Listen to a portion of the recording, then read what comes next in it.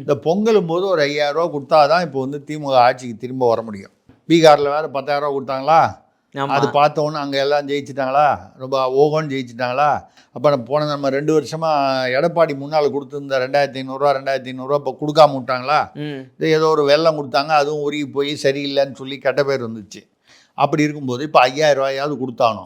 எந்த நிதி, அதாவது கஜானா காலி, பணமே இல்லை.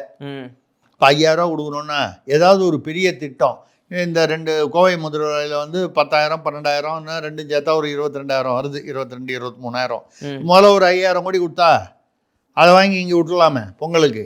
ஒரு டிராயிங் மட்டும் போட்டுட்டு நம்ம வந்து தீ அணைக்கிறவங்களுக்குலாம் வந்து டீ காப்பி வாங்கி கொடுத்ததுக்கே 16 கோடி கணக்கு அமிச்சவங்க. ஆமாம், இதில் காட்ட மாட்டோமா? ஆமாம். அதுக்கப்புறம் வந்து தெருநாய்க்கெல்லாம் ஊசி போட்டது ஒரு அதாவது 139 நாய்க்கு ஊசி போட்டுட்டு அதுக்கு 20 கோடி கணக்கு காமிச்சவங்க.